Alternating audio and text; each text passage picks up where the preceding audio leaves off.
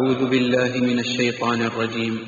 بسم الله الرحمن الرحيم. الحمد لله رب العالمين الرحمن الرحيم مالك يوم الدين إياك نعبد وإياك نستعين اهدنا الصراط المستقيم صراط الذين أنعمت عليهم غير المغضوب عليهم ولا الضالين.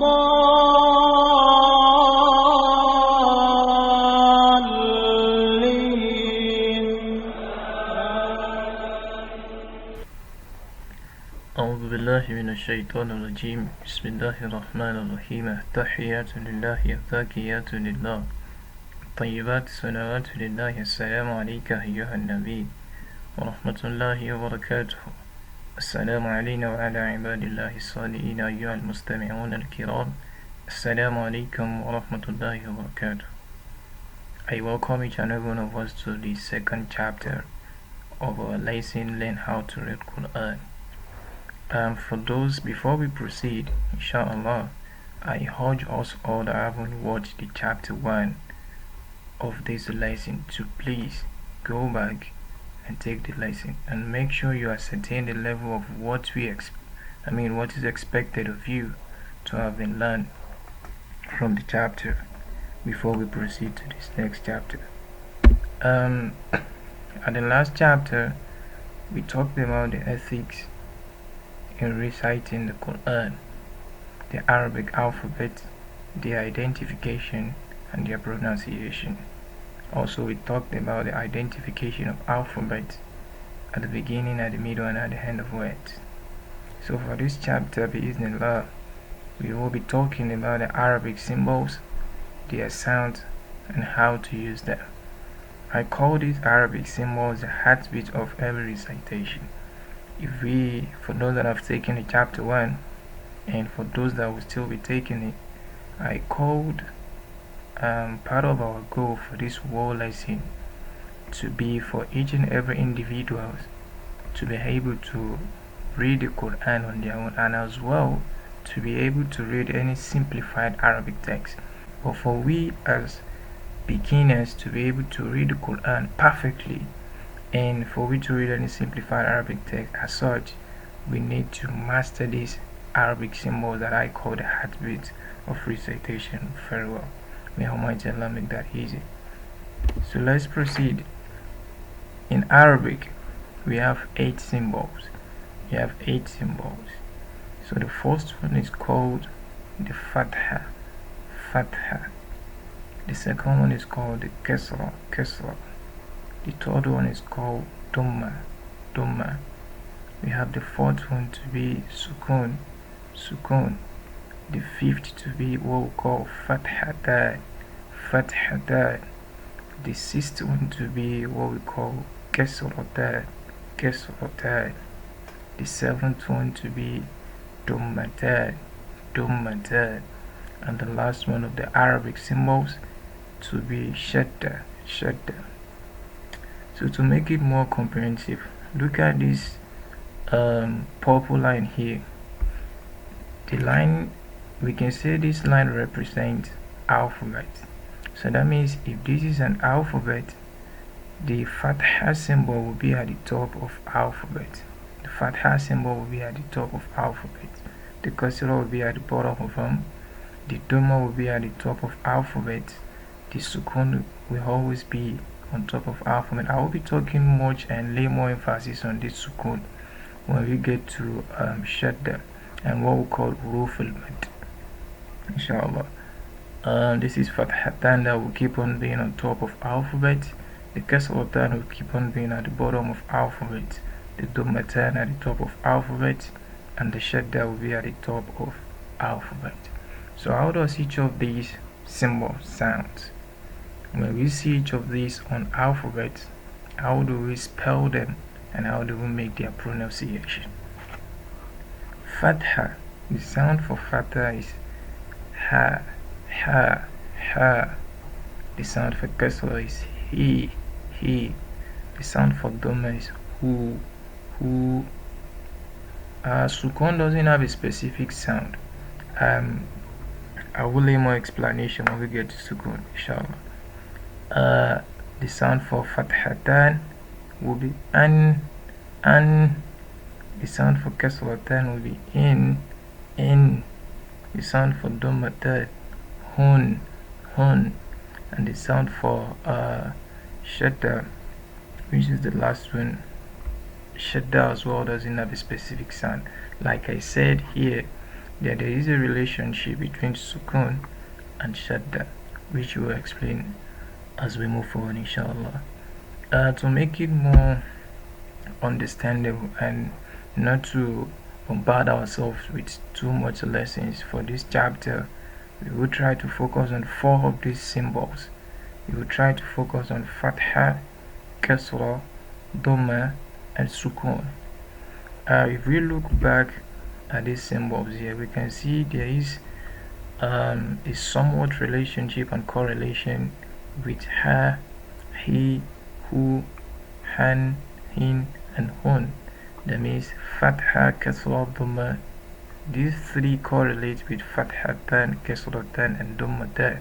So to make it more understandable, that's why we're trying to take fatha, kasra, and dhamma in this section of the lesson. Now, as we've learned in the other chapter, we talked about the identification of alphabets. These are alphabets joined together to form words. All these are 3-letter words. All these are 3-letter words of Arabic. We have, this is harfu sad at the beginning of these 3-letter words. This is harfu ba at the middle, and this is harfu ra. Now, if we want to spell and pronounce this word involving each of these symbols, this is fatha at the top. Whenever we see sign like this at the top of alphabet, it is automatically fatha. As we've said, that fatha will keep on being on top of alphabet. And then when we see at the bottom, that is kasra. So fatha here, all these 3 alphabets has fatha on top of each of them. So while spelling it and making its pronunciation, each of the alphabets will be spelled individually with its corresponding symbol. Now, if you want to spell and pronounce this word, it will be spelled and pronounced as sad fatha. So, as we've said, that fatha will sound as a, sad fatha, so, ba fatha, ba, ra fatha, ra. To join the pronunciation together, we have so, ba, ra, so, ba, ra, ha, so, ba, ra. We have harfu faf. This is harfu faf at the beginning, harfu kaf at the middle, and harfu ta at the end. So all these also have the sound ha, fa, ka, ta, fa, ka, ta. With fa fatha, fa, ka fatha, ka, ta fatha, ta, fa, ka, ta. Moving forward, we have harfu ayn at the beginning of this word, harfu lam at the middle, and harfu mim at the end. This is fatha, kasra, fatha, ha, he, ha. Kasra will sound as e, e, a, e, a, e, a, e, a. Ayn, lam, mim. Ain fatha a, lam kasra li, mim fatha ma, a li ma, a I a li ma. Moving forward, harfu ba at the beginning of this word, harfu sad at the middle, and harfu ra at the end. Fatha, fatha, fatha, a ha, ba sa ra, ba sa ra. Fatha, kasra, fatha, a I a, sa da,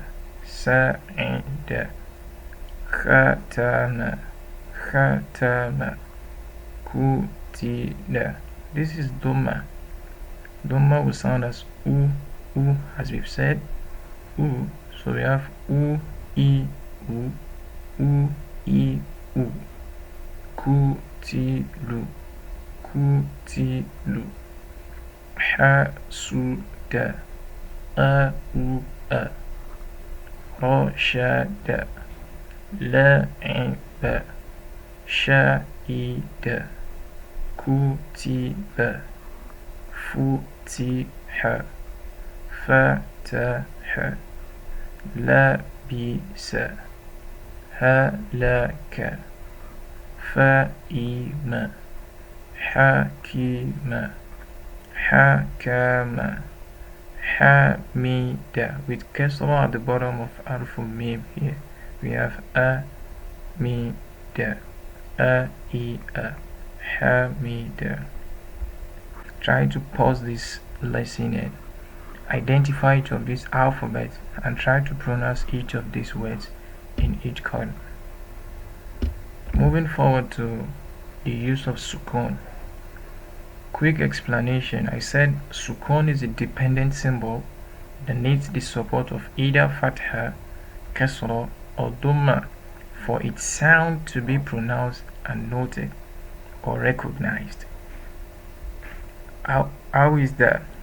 I said earlier that sukun doesn't have a specific sound on its own except with the support of fatha, kasra, or dhamma. Now we have sukun in this whole column in use with fatha. Here we have it in use with kasra, and in this column we have sukun used with dhamma. Now this is fatha with the sound a. Sukun here, if we join the pronunciation with arfu shin that has fatha, shin fatha will be spelled and pronounced as sha. Ya sukun, that is spelling this alphabet with this symbol, ya sukun, shin fatha, ya sukun. It will now be pronounced as shai. Let's move to this column. This is shin kasra. We know shin kasra should sound as e, with the symbol kasra sounding as e on its own. Shin kasra, shi. Hamza sukun, shi. So the sound of this is what is supporting the sound of this sukun here. Shi, shin kasra, shi. Shin kasra is shi on its own. Then if we want to pronounce it with this, it will now be hamza sukun, shi. Here is it shai, ta fatha ta, shi ta. Let's assume we don't have this. We don't have this harf shin, neither this symbol. We don't also have this harf ta and fatha. We can only spell hamza here, hamza sukun. We can't pronounce it on its own, except we have either fatha or kasra with it. That is exactly what I was talking about for sukun to be dependent of either fatha, kasra, or dhamma. Here we have it in use with dhamma. Zul, zal dhamma, lam sukun, zul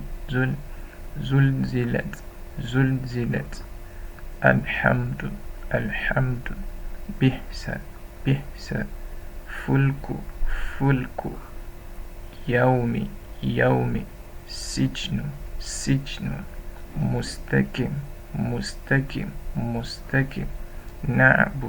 na'budu, ihdina, sundus. For those wondering what this alf is doing here, we will explain more of it when we get to what we call huruf al-mad, inshallah. Sundus. So inshallah, this will be the end of this chapter. Take your time to practice more of these examples. May Almighty Allah make it easy for us. Assalamu alaikum wa rahmatullahi wa barakatuh. اقرأ باسم ربك الذي خلق الإنسان من علق. اقرأ وربك الأكرم الذي علم بالقلم علم الإنسان ما لم يعلم.